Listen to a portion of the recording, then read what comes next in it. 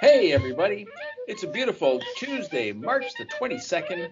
It's World Water Day, and it's time for the Wise Guys and Girl, sponsored by Kmart. Their manager has an acute sense of when a deep hole with deep water is nearby. He's well aware. As always, let's start with Sir and the weather. A terrific Tuesday indeed. Currently 3 degrees, working our way up to a high of 5 degrees under a mix of sun and cloud. Fast forward 24 hours and it won't be so pretty. Calling for freezing rain tomorrow and turning to rain later in the day. So be careful on the walkways and roadways out there tomorrow morning if you're traveling anywhere. And runways. And runways. Yes. And on National Water Day, let's shout out to my wife Marnie and the collaborative inquiry she did with her kindergarten students about the importance of water.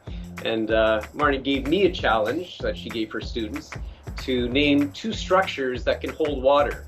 And I was like, well, damn. And nothing from Tamik. So sorry. And she shook her head and said, nope. Nope. Or toilet. That does not hold water around here. Clearly. Well, water is the building block of life. You know, it's easy to take water for granted. It just comes out of the faucet anytime you want it. In more remote areas, water can be obtained from deep holes in the ground, as we've heard. Now, Paul, Tamik, and Mark will know the answer to this. Why do dogs float in water? Because they're good boys. I thought it's because they had a doggy paddle. Last week was so wet, I spent a bunch of time chasing all these water birds out of the backyard. But I have no egrets. And last night, in a strange combination of National Countdown Day and World Water Day, Rain told me that before I come to bed, she'd like me to start the dishwasher, set the coffee maker, and bring her some water. And I said, okay, but I'm bound to forget one of those two things. Yes. Better in the text.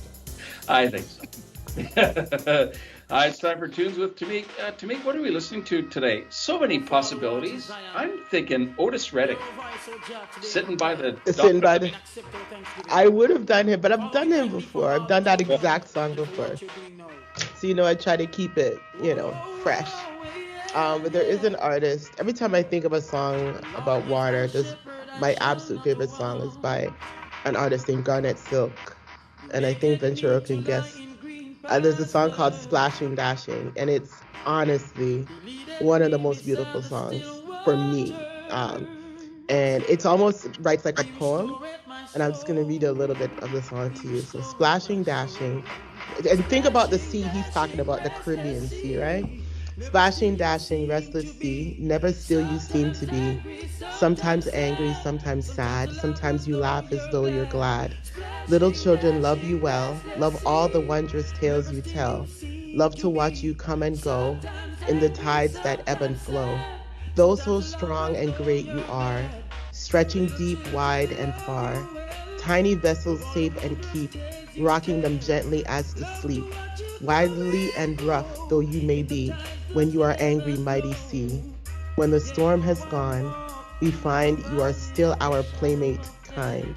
Splashing, dashing, restless sea, never still you seem to be. Truly, I love this song. It's such a beautiful song. So every time I think of the ocean, because it gives and it takes, right? Kind of like life. So it's a beautiful metaphor for life, beautiful song. Almost like a prayer. So that is my share with everybody today for World Water Day.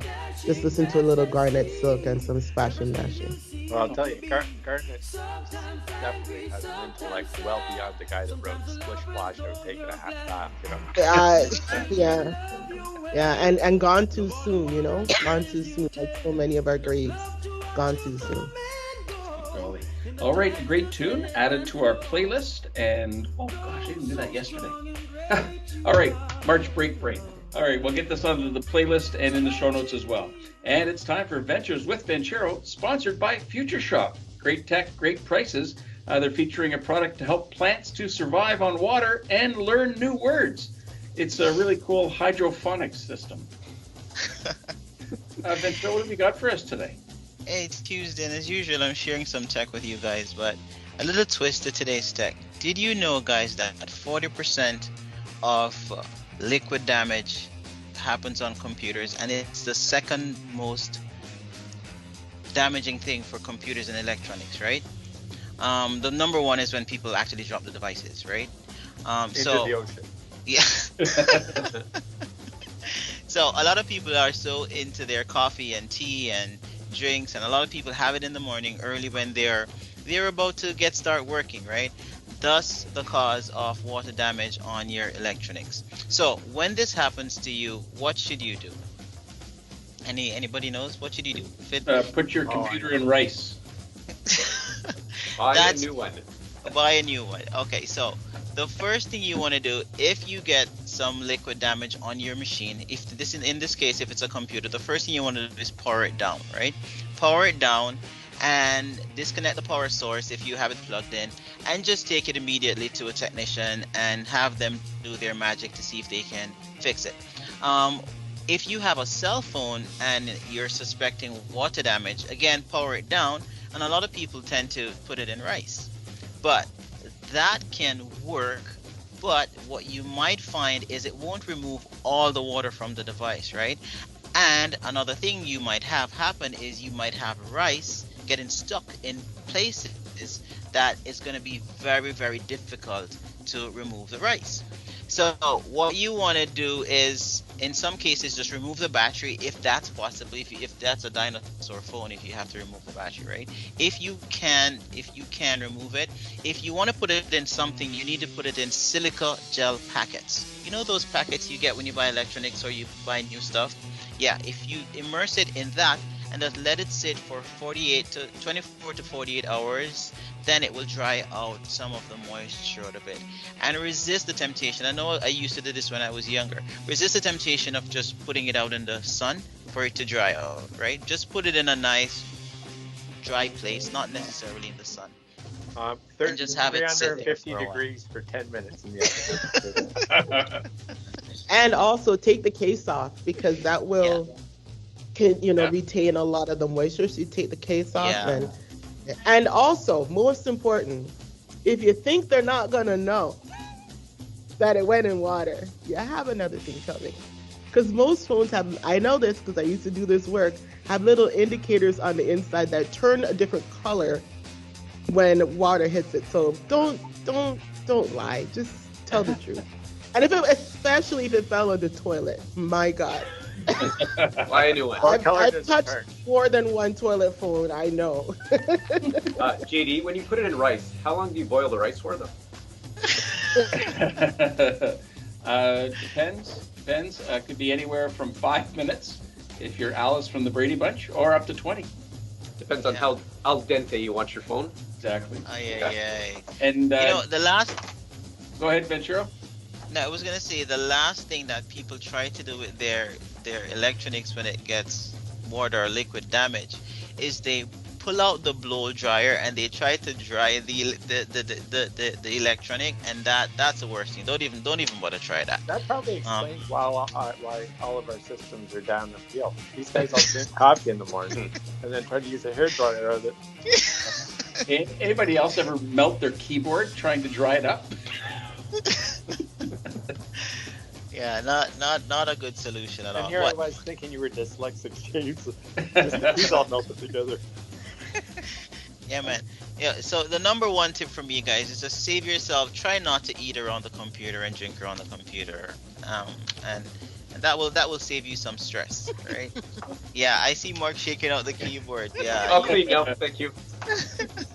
And our friends at the Big V will remind us not to eat the desiccant that comes in those packages, and hold off on the temptation to throw them away. Maybe we should keep those packaged in a shoebox. Just for keep it for like the immersion event.